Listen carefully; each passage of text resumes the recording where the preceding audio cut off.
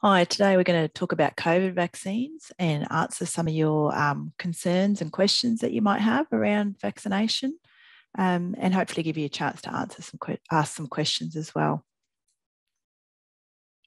So why have I been asked to talk to you about this? I guess obviously I have a medical background. I'm a doctor. I have a couple of degrees in Masters of Public Health, and quite a bit of experience in understanding the research around things like vaccines, understanding the data from vaccines and medicines and public health programs and things like that. But also, I'm someone who's pretty much spent my entire career working in remote communities in Cape York, and one in particular I've spent most of my time in and have some very strong connections there. And for me, the health of Indigenous communities and the people in them and their well-being is something that's really important. And I do understand some of the concerns people might have and issues around trust. So I guess that's a good one to start on then, is that for a lot of people, their concern is that they don't trust the government. And certainly that's something I have some sympathy for. I certainly understand that a lot of Indigenous people, not just in Australia, but around the world, have got plenty of reasons to not trust their governments. So, for example, this story about the Navajo Indians in America who, had a really terrible history, including around pandemics where, they were exposed deliberately to infectious diseases like smallpox in an attempt to wipe them out, and, were tricked into trading their land and had lots of terrible things happen to them. But when the pandemic came this time round, and certainly people were nervous about, government telling them they should have vaccinations and what was behind that. But, they became aware quite quickly that they had much higher rates of death and disability from COVID, and had the higher rates of diabetes and heart disease, asthma and obesity that made them more vulnerable to COVID illness. And in fact, the CDC reported that the death rate was twice as high as non-Hispanic white people. So they realised they had to do something about it. And so they made sure that they, spread the information around positives of vaccination and vaccinated their population at higher rates than any of the American states, and were the first state to get their rates of COVID down to 0 cases and 0 deaths in a 24-hour period. So really made a big difference to the outcomes. So I guess the other thing to remember is that, even in our remote communities here, like in Cape York, for example, they also have not very pleasant history or experience of government, and even present day. So, but when it's come to vaccinations in the past, they have trusted the government. And in fact, our Indigenous communities here in Queensland have the highest vaccination rates for all those childhood vaccines, like measles, mumps, whooping cough, than anywhere else in Australia. And we've certainly seen the benefits of that. When I first came to Cape York, I knew and met people who, were in their teens or adulthood who were bedbound or wheelchair bound, completely brain damaged from infections they'd had as children that we now have vaccines for, and we just don't see that anymore. So it's really made a big difference. And, to be honest, if the government was wanting to wipe out Indigenous people, then they would be persuading you not to get the vaccine because, we have a lot of things in these communities that make you more vulnerable to COVID, and that make it more likely that you'll die or get sick from it. Now, I guess I just want to say too that sometimes some of the things that have made people hesitant to get vaccines and what we might call conspiracy theories. But I do want people to feel comfortable in being honest about their concerns or things that they might have heard, and to not feel embarrassed. I think some people might feel worried about what people will think of them, or feel embarrassed that they might have been persuaded by things that are conspiracy theories. And but I just want to point out that is a pretty normal human response. Maybe some of the really crazy ones are not so normal, but if you think about it, where it's almost a normal survival thing to be suspicious and afraid of things that can't be explained. And if you don't really understand what's going on, and there's global pandemic, and it's a bit frightening, and it's kind of a normal human response to be suspicious and afraid. And then there's people putting all these things out there that sort of prey on those fears. So it is quite normal. But hopefully with a bit of information, we can help you feel less afraid, and there'll be things that are explained and make you less suspicious then. So this is a really big one where people are saying, well, why is it important for me to be vaccinated? They're saying, oh, it's about looking after other people, because a lot of people are saying, well, it's my choice. If I, want to take the risk of getting sick, that's up to me. And then people say, oh, but, it's about looking after the community. It's about caring about other people. And then some people will say, well, hang on a minute, but vaccinated people can still spread the virus. I mean, we've all heard on the news, haven't we? People who've been vaccinated but are a positive case. So, this is one where I can really understand the confusion, and I've got to say the journalists are not doing a great job of the way they report it. So, and the way some of the studies have been reported around this is actually very confusing. And even as a doctor who's I've done research, I've done all, this is the kind of stuff I'm used to reading. Even I had to kind of do a bit of digging to really get it clear. So it's no wonder people are confused. But I guess there's a couple of things to know. One is that when you catch the virus, if you have coronavirus, most of the virus sits in your nose and in your mouth. That's where it first gets in, and that's where it starts to, replicate and sort of multiply and grow. And so that's why when you see the tests being done, when they do the swabs and they look like they're doing a brain biopsy or something, sticking a big thing up your nose and down your throat. So that's why, because they're trying to get to the areas where most of the virus will be, which is also why the things that can spread it are when you're coughing, talking, blowing your nose, breathing out. So because all the virus is coming out of here. Now, they've done some studies and they do tests and look at, what happens to people who've got vaccinated and people who don't. Now, what they found is that the peak viral load, and I'll explain that in a minute, in the nose is the same whether you've been vaccinated or not. Now, peak just means the highest amount of virus you get at one particular time. Now, so people might hear that and go, so what's the difference? So you're still going to have lots of virus and still going to spread it.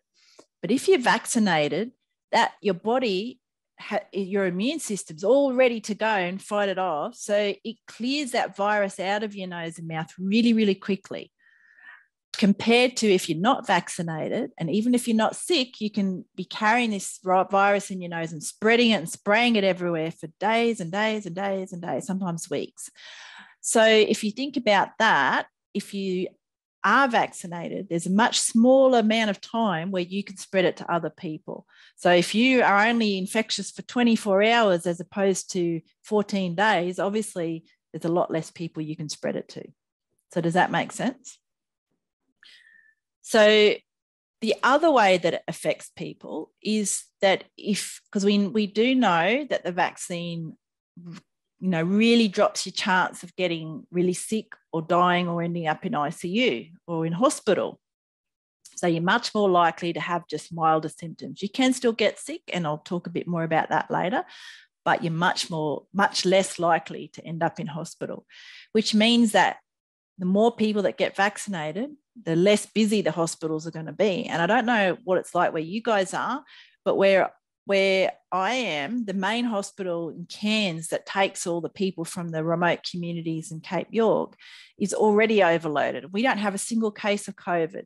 We've already got ambulances ramping. We've already got people waiting on long waiting lists for operations and stuff. So if people start getting sick with COVID and filling up the ICUs, it means that other people miss out on healthcare.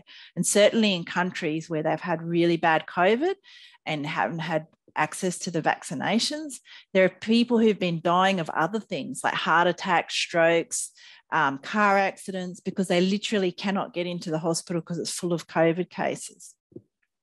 And if you think, well, okay, that's maybe over there or that's not here, I'll tell you, this is in Sydney, and I know some of you have staff that are based in Sydney. I have a friend who's a doctor, and his sister has been very sick recently, and with her pancreas, and she has a big fluid sac thing on her pancreas that's made her very sick. She actually was in ICU for a little bit, and now she needs to have it operated on and removed to fix her.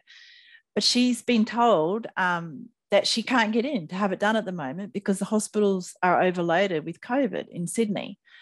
And the even more, I guess, worrying thing is that this lady is actually a professor at the top pancreatic specialist service in Sydney. So you would think she'd be able to pull all the strings and people would be bending over backwards. I mean, it shouldn't be like that, but, you know, she's got all the contacts, and even she cannot get in to get really important healthcare because the hospitals are overloaded with COVID. So that's another reason that even if you're not worried about whether you get it or not, if we all try and get everyone to get vaccinated and reduce the pressure on the system, then it means that, you know, if someone we care about has a car accident, they actually can get into ICU and get treatment, and not, or their kidney disease or whatever. So that's really important. And I guess thinking of the remote communities, it's even more important again, because like I say to my friends in Cape York is, you know, they're reliant on one flying doctor plane that's covering a massive area to bring them back to a hospital that's in a bigger town. And like I said to them, I said, if that big town, their hospital's overloaded with COVID and that plane's madly flying around everywhere to get, you know, people who are sick as well, the plane's just not going to come for you. You know, they're not going to be able to fly everyone out who gets COVID. So it's really important for the remote communities to get vaccinated. So as you can see, it definitely has an impact on other people. So any questions around that one before I go to the next one? No? Okay. So this is the other one that's come up. So people being afraid of blood clots. And again, you know, it's not unreasonable. I know when they first started talking about the blood clots, this is right at the beginning before, you know, it became clear that we needed to get vaccinated. Even I was a bit hesitant, thinking, you know, maybe I'll just wait and see what's happening here. I don't like the sound of that. But there's a little bit more information we have now. And one is that only one of the types of vaccines is associated with blood clots, and that's the AstraZeneca. And we now have access to the Pfizer and the Moderna, which is not associated with blood clots. So you don't get blood clots from those. Now, having said that, with the AstraZeneca, even the one that can cause the blood clots, that risk is really, really low. And unfortunately, you know, I can see why people might think it's actually a big risk, because, you know, when someone gets a blood clot from a vaccine, or even if it's not from a vaccine, just might be, or it's like from, you know, big headline in the newspaper or something. And then if you look at the fine print and actually read down the bottom, it might be, you know, that there's been 20 out of 30 million vaccinations or something like that. So I can see why people might think it's a high risk, but it's not. It's very low. In fact, the rate in Australia has been 2 cases in every 100,000 vaccinations. And remembering, this is not 2 people dying from blood clots, there's 2 people just getting them. And most of them have actually been really treatable, and the person recovers and is back to normal. Now, just to put this in perspective, you know that the risk of getting a blood clot just from being pregnant, a normal healthy pregnancy, is 1 in 12,000 compared to 1 in 50,000. And I don't see everyone running around saying, let's not get pregnant. Yeah. The other thing is that it's 23% higher risk of getting a blood clot if you're a smoker. Well, hopefully we are running around telling people not to smoke, but anyway. So, you know, you just need to put that in perspective. It's a really, really small risk. And compared to, you know, I guess the risk of COVID, which for some of us, I know I'm in Queensland and we seem to not be able to get COVID up here. We're very, very something weird going on. I don't know, but the thing is, it's going to come eventually, and we've been very strict with our borders and lockdowns and stuff. And you know, it's easy to sort of think, well, you know, the chance of getting COVID is pretty low, but there is definitely a big push to open things up. And once it starts spreading, like it has in places like Sydney and Melbourne, then your risk of dying from COVID is going to be much greater than the tiny risk of a blood clot, which in most cases will be treatable. Having said that, if you're still concerned about it, there are the other options. Now, I have heard people say, you know, sort of not really quite believe the thing that if you're vaccinated, you know, you just get those mild symptoms and you don't get really sick. So I guess a couple of responses to that. One is, you know, you may not personally know someone in that boat, partly because we haven't had huge numbers. So Australia hasn't really had really serious outbreaks yet. So, you know, maybe Sydney and Melbourne are the exceptions to that. But even there, it's still nothing really compared to some of the other countries. And we've only just started to, you know, like we've very quickly gone from not having hardly any vaccinations to, you know, getting quite high vaccination rates. So the chances are that you'll know someone who's been vaccinated, who's had a chance to catch the virus and had these mild symptoms, is going to be quite low. If you're in America, for example, that's different. 1 in 5 Americans personally know someone who's died or been hospitalized with COVID. So I certainly don't want to be at that point, where 1 in 5 of us actually knows someone who's died or been very sick with it. And that's why they're pushing for the vaccinations, because we don't want to be like that. I also have colleagues. I've done some volunteer work in Bangladesh, and I have colleagues and friends in Bangladesh who are including doctors and nurses, and you know, they many of them have actually gotten sick from COVID and have had family members die from COVID. So, and now that they're starting to get access to vaccinations, they're just desperate to have them, and they're seeing the protective effects of it.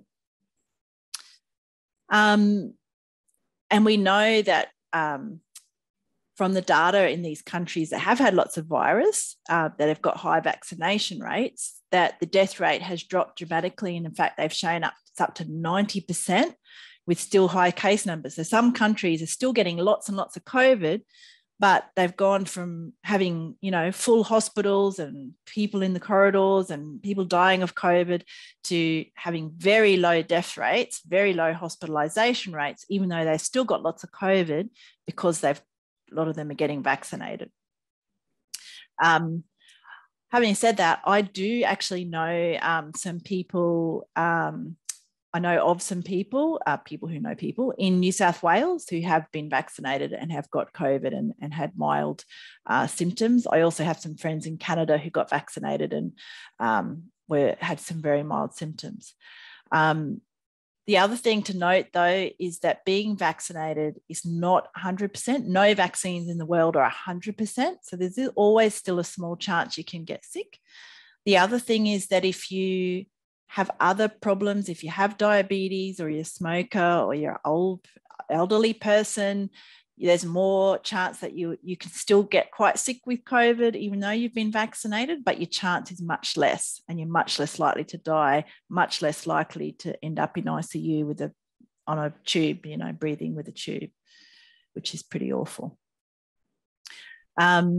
And then since July in America, all the data that's come out since July, all the stats and that have showed that 99.5% of the COVID deaths in the US have been unvaccinated people. And that's a pretty impressive figure. So again, just, talking a bit more about, how the vaccines have been helping. And this graph's from England, and it's showing that, so this is the first half of this year, and this is the amounts of deaths in that time period in England. And so this big one here is the unvaccinated people. The next one is people who have got COVID within 21 days of their first dose, which means we know that you're not fully protected until at least sort of 7 to 14 days after your second dose. So, and then more than 21 days after the first dose, it drops again down to that middle one, and so on until this last one, 0.8%, is more than 21 days after the second dose. So you can see there's a really impressive impact of vaccination on deaths from COVID in England. And we know England was hit really hard with COVID. And then another study that just came out recently showed that the vaccine actually reduced the attack rate, which is what they call the actual number of infections, even though we know it doesn't drop them completely and you can still catch COVID, but it did still drop it.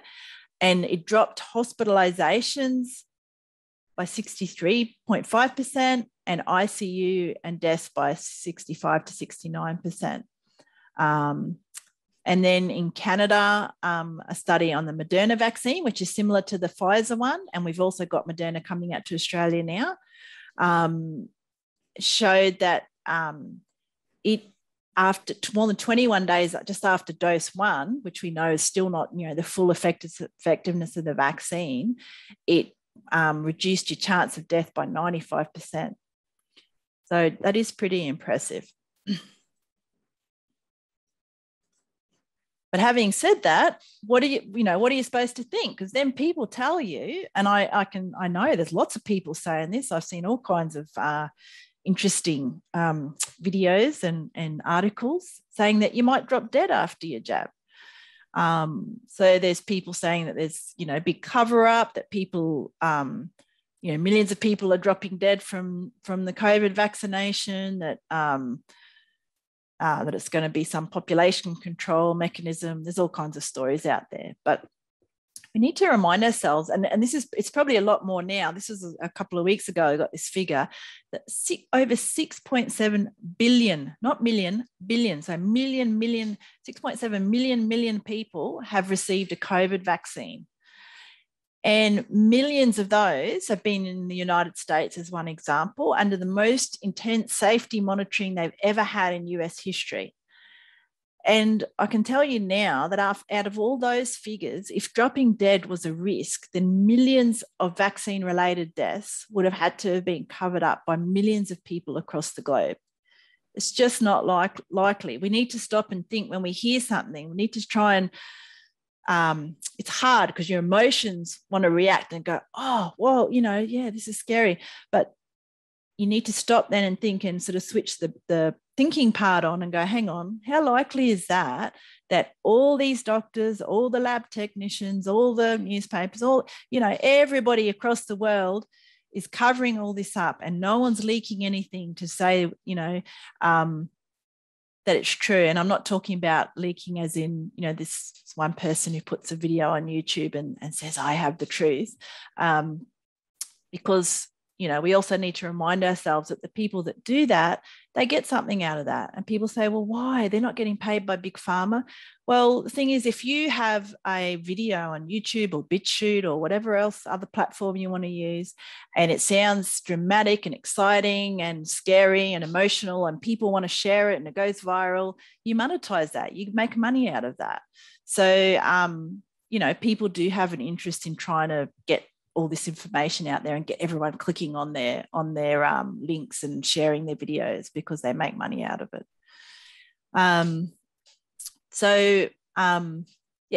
Nobody is covering up millions of people dropping dead from the jab.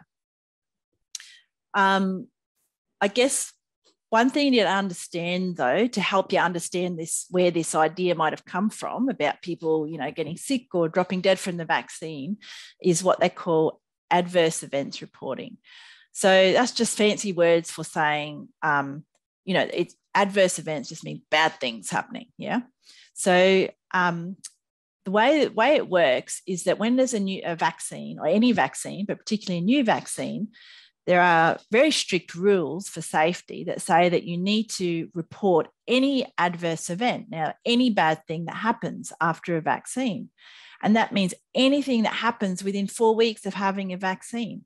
Now, you don't have to know that you don't have to say it's to do with the vaccine. It's just to be safe so that they don't miss anything. It's anything that happens after a vaccine.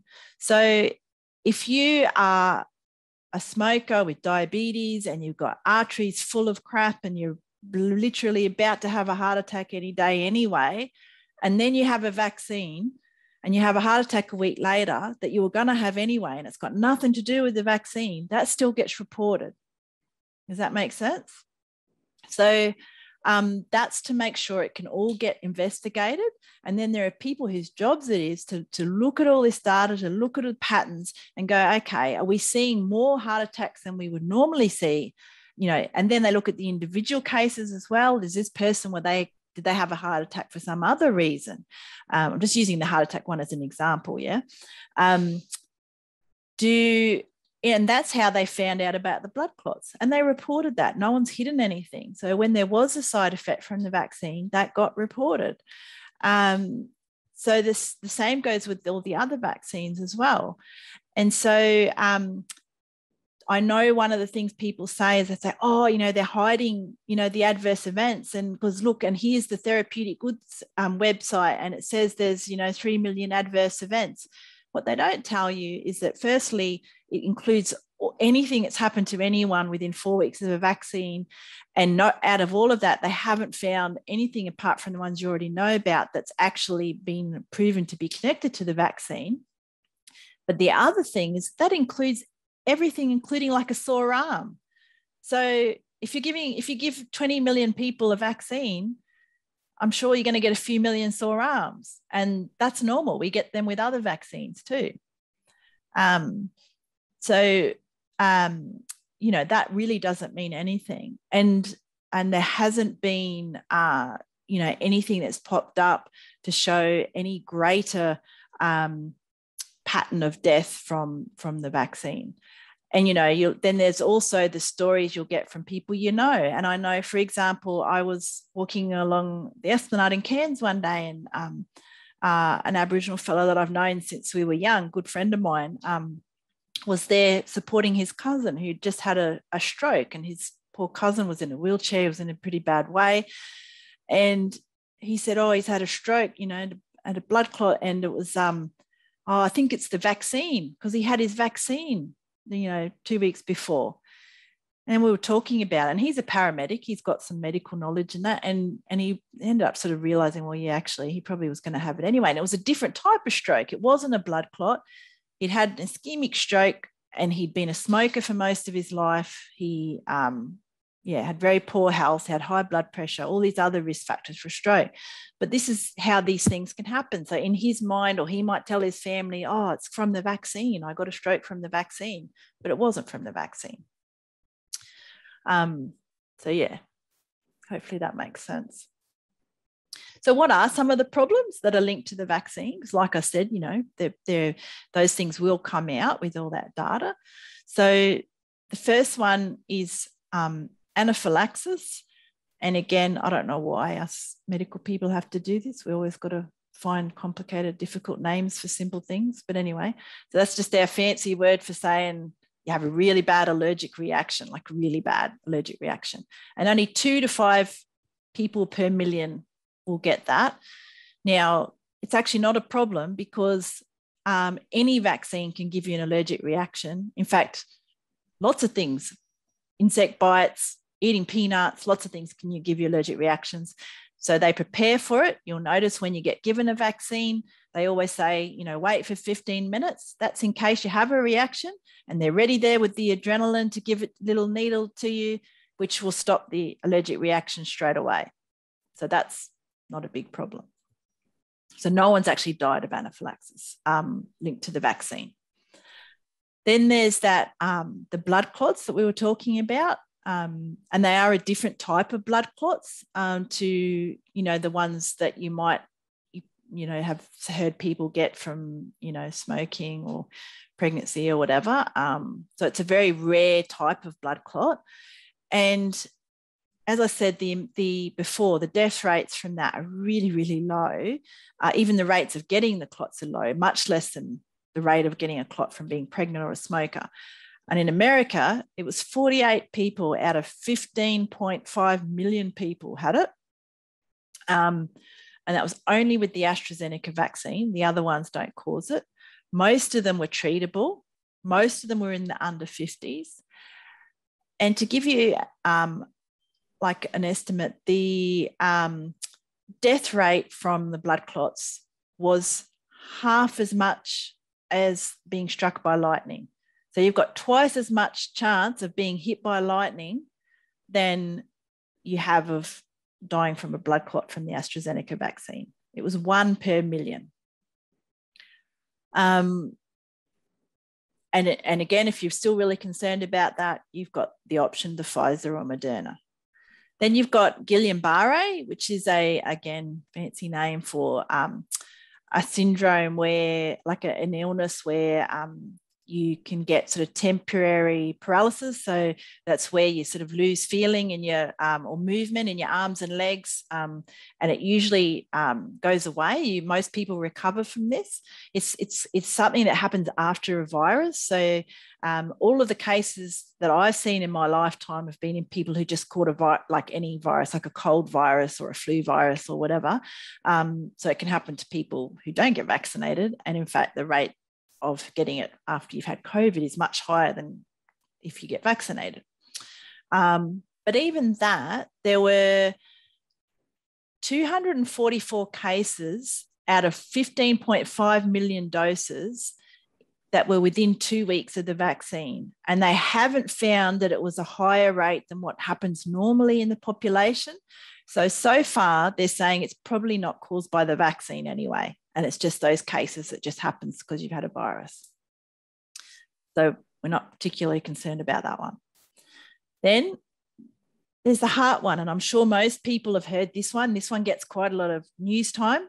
And this is the heart inflammation, or myocarditis and pericarditis. Again, we've got to go with the fancy names.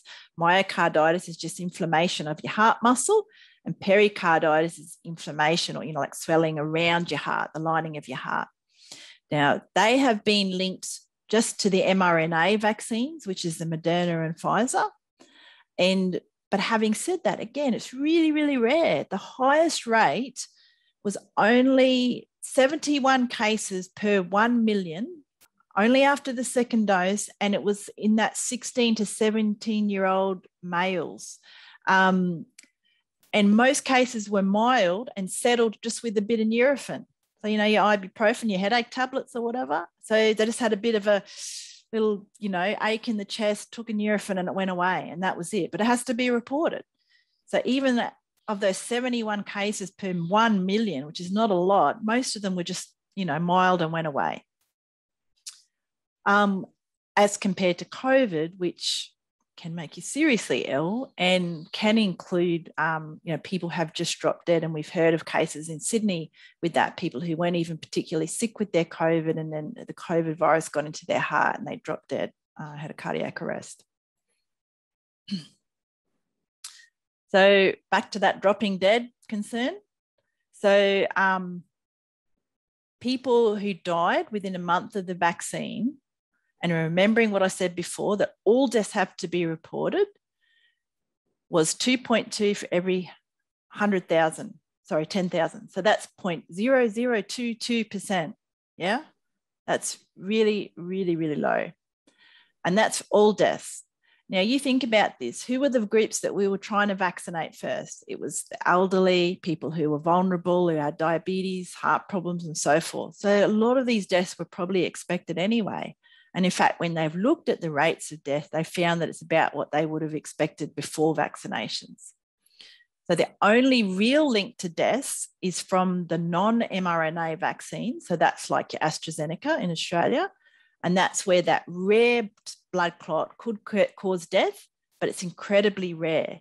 So there's no evidence that any deaths have been caused by the Pfizer or Moderna vaccines. Keep in mind too that the death rate of COVID, which we know is coming, for those who don't have it already, is between 1 and 9%. And that's just the death rate. And then there are all the side effects. I don't know if anyone's heard of long COVID, but it does not sound very pleasant. You know, people talk about just being really sick for a really long time afterwards and never get sort of quite right. They're short of breath all the time. They lose all their energy. They can't think straight. There's reports of it damaging the kidneys, people ending up on dialysis. We don't need more of that. It damages the pancreas. And so even people who didn't have diabetes before have had it caused by COVID. Then for any of you who have had family or friends that have been in ICU for a long time, even if you make it out and everyone celebrates that you've survived, it's never quite the same. You know, you lose so much muscle and condition and, you know, memory problems, and, you know, it's just you never quite recover. So nobody wants someone they love to be in ICU for a long time. So the other one I've heard is a lot of people saying, well, how can we trust this vaccine? It got made so quickly. You know, vaccines normally take years to develop, and this sort of just popped up within, 12 months. What's going on? How can we trust this? So a couple of things. So one, COVID was a new virus, but it wasn't, the family of viruses it comes from wasn't new. It belongs to a family of viruses called coronaviruses, right? This is a particular type of coronavirus, but there are lots of them around. In fact, a lot of the common colds you get, when you get a head cold, a fresh cold, whatever you call them, most of those are coronaviruses. So scientists have actually been studying these viruses and looking at possible vaccines for them for about 50 years. So they already had a good start. A lot of the technology and research and that was already there.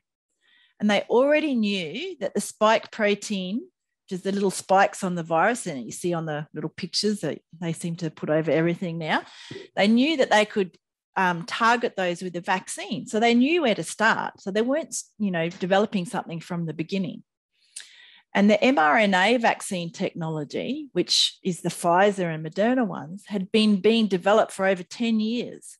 So once someone sequenced COVID, so that means they'd looked at the little DNA code, what made up the COVID virus in the DNA, it only took a few days to make mRNA vaccines, plugging that genetic code that they found into the technology that they already had with an already working process that they're using to develop other vaccines, including ones for dengue, which is a mosquito-borne disease that's really common in Asia. And they'd already been working on this technology for that. Now, you also think about the fact that if you recall, remember the pandemic was big news and it was pretty scary. We were frightened. There was this thing spreading around the world. It was declared as a global pandemic. It was like the movies, Outbreak and Pandemic and I don't know what all those other movies.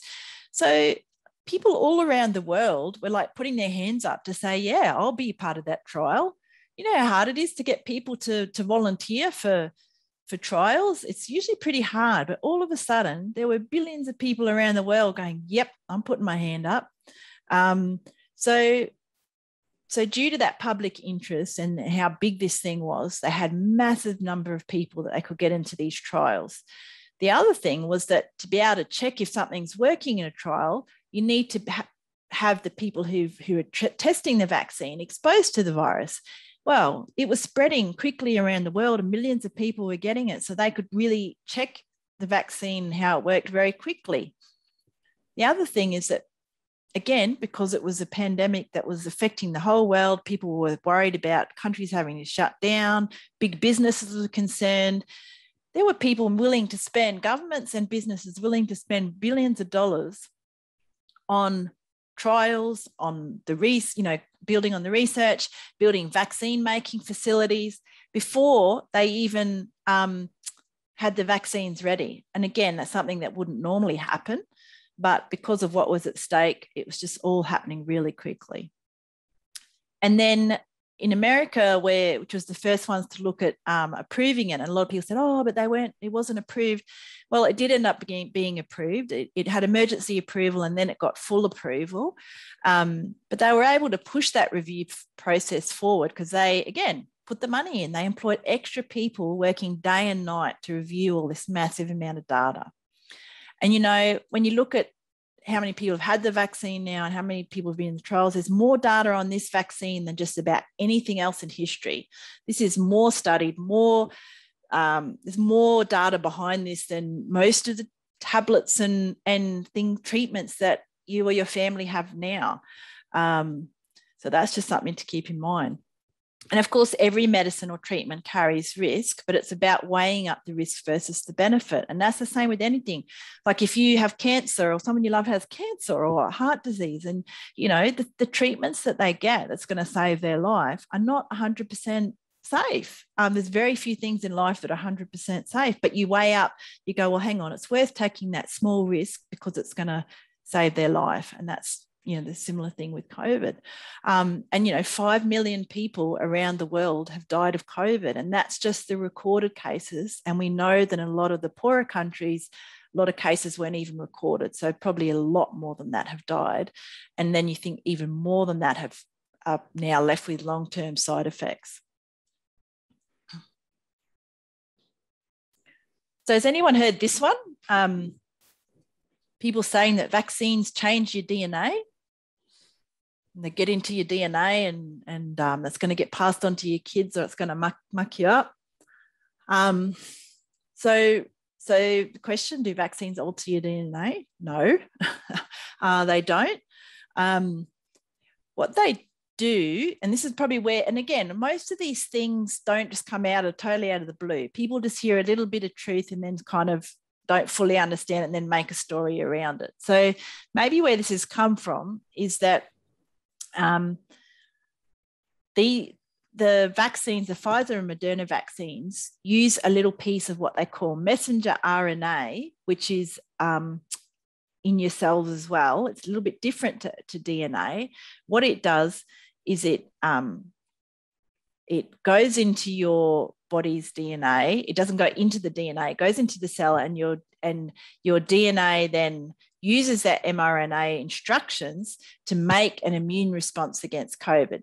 So it's like, so normally what happens is the virus has these like what they call spike proteins, and you'll hear people talk about that, that are on the outside of them. They'll come onto your cell, inject themselves. This is the virus doing this, not the vaccine. Yeah, inject themselves into your cells, and then there's a little factory there that uses that the RNA from the virus as an instruction book to then make more virus. And so that's how it spreads through your body, and it goes on and affects other cells. So it starts pumping out loads and loads of virus. Now, what happens is your body's own immune system starts to look at these virus cells and looks at the proteins on the virus and goes, oh, hang on, that doesn't look right. We might need to start, making a bit of an army that's going to fight against this virus. And so they'll use that as a blueprint to make an army that will fight against that virus. But by the time it works that out and gets those instructions sorted and starts making that army of infection fighting cells, that virus has had lots of time to replicate and spread and is already doing the damage. So what the vaccine tries to do is get just the protein part of the virus, so not the part that can actually do the damage or replicate, but and then the protein uses your body's own factory. So it's not doing anything with your DNA. It's not mucking up your DNA or changing your DNA. It's just using your body's own factory to produce these proteins that can't do anything else except go to your immune factory, I guess, and say, here, the virus isn't here yet, but how about you make an army that's ready to fight this virus as soon as it shows up? Yeah. So basically, it's just getting your immune system ready. So the minute the virus hits your body, your army is ready to go and just goes in and fights that virus before it's had a chance to spread and replicate. So that's all that's happening. And DNA and mRNA are really different things. The mRNA that's being used in the vaccine to get that your factory making that immune army is broken down really quickly by the body. It never enters the inside nucleus part of your cell where the DNA is. It can't combine with the DNA in any way. It can't change your genetic code. So it's really got nothing to do with altering your DNA. And again, I think it's just people hear the words of, it's using DNA or whatever. And so in their mind that they start getting worried and create a story without really knowing the facts.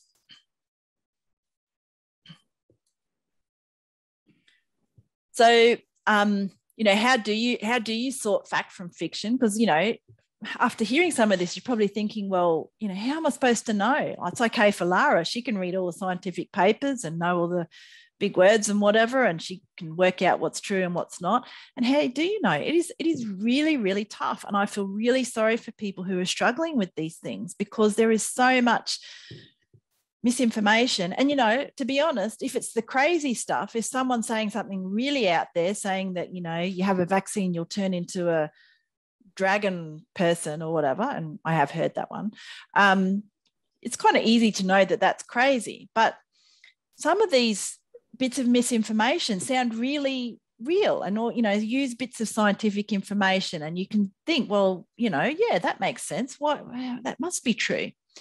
So how can you try and work some of these things out for yourself? Because I might have answered some of your questions, but something new might come up tomorrow, and you might not always be able to come and talk to me about it or someone else. So first thing to ask yourself when you see like a little video or someone shares a link with you, say, who made this? Is it someone with a good reputation? Is it someone you would normally trust? And I'm not saying you need to be careful because they might say they're a doctor or and you might say, well, oh, yes, well, sure, I can trust a doctor, but have a look. What kind of doctor are they? And not all doctors can be trusted. And, what are they getting out of it? In fact, I've heard recently about a doctor who was putting out anti-vaccine videos, and then it came out later that he had gone and registered a patent for a natural therapy that he was going to sell to people for as an immune therapy for COVID. So he was just wanting to make money out of it. So just really look closely at who's putting the information out. Who's the target audience? Who are they aiming it at? Are they aiming it at a particular group? Are they trying to, get people on side for something in particular, or trying to cause trouble or, division or stir people up or whatever? Look at who paid for this, or who gets paid if you click on it. And like I said, a lot of people don't realise. You might think, oh, well, I'm not giving them any money. But if you keep clicking on these links on BitChute or YouTube or wherever it is, what happens is it means that video shows up as being really popular. So then the people who want to make ads to run in amongst those videos will then want to put their ads into that video. And so then the people who made it can actually make money out of that. So just, stop and think about whether someone's actually getting something out of this. Think about who might benefit or be harmed by this message. What are people actually trying to do? Or, is it something that could cause more harm than good? Think about what's being left out of the message. So sometimes people will just pick little bits of information out. So, just think, well, are they maybe not telling the whole story? The last one, and this is hard because how do you know? But just try and go with your gut feeling. Stop and think. Especially if something makes you feel really emotional, or like, your friends send you a link and you click on, and you go, oh my God, oh, whoa, what's happening? The chances are that people have made that to shock you. Because I've got to tell you, real scientific stuff is generally pretty boring. I know, because I have to read a lot of it. So if someone's trying to get a real emotional reaction out of you, or shock you, or make you feel like you're being lied to, or something's being covered up, there's a really good chance that they're just trying to get that reaction to get lots of clicks and lots of shares, and it's probably not true. So some other things to watch out for. You know, if you're looking at websites, look for unusual websites. Sometimes, you know, they might finish with a .co instead of a .com or a .ru from Russia or something like that, made by troll farms that are just trying to cause problems. Also think about what the platform is. So for example, I've had quite a few people send me videos from a platform called BitChute. And I was like, oh, what's this BitChute? So I Googled up some information on BitChute, and it's a platform for people who can put videos on there who've been banned from YouTube, mostly for terrible hate content. So right-wing neo-Nazi groups and terrorist groups, ISIS, and all sorts of are able to post on BitChute. So I'm thinking, well, I don't really know that I want to listen to stuff that's from BitChute. Look for signs of sort of low quality, you know, if there's like spelling errors or, like I said, bold emotional claims or sensational images or things that might be, you know, want to tempt you to click on them. Again, like I said, you know, check out who it's from, look at a website's about us, find out who supports it, who's associated with it. And if they don't have that information there, you have to wonder why they're not being honest about it. You can also do a quick Google search. You can use just Wikipedia or Google, or Snopes is a good one for looking for scams and hoaxes, to see if it's, you know, if it might be a bit of a scam. Think about whether other like credible, like mainstream news outlets are reporting the same news. And if they're not, I'm not saying it doesn't mean it's not true, but it means you should just have a bit more of a think and dig a bit deeper, because generally, you know, if there is something that is actually true and newsworthy, there's going to be at least one or two mainstream outlets that are going to pick it up. And then, like I said, just check your emotions. You know, those clickbait and fake news really try to get those extreme reactions from you. So if something's making you feel really angry or like super smug, like, oh, I've got the truth and they haven't, or, you know, it's probably a sign that you're being played. And just check it out and ask someone that you trust to help you check it out. And then there's just a couple of links to places where you can actually get a bit of fact checking and double check whether something's true or not. And I've used some of those myself to check some things that, you know, just making sure that there maybe wasn't something in them. So, yeah.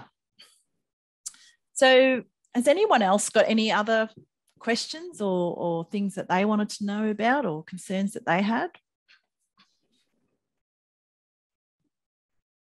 Thank you, Dr. Lara. Can I just maybe check if we want to stop the recording here?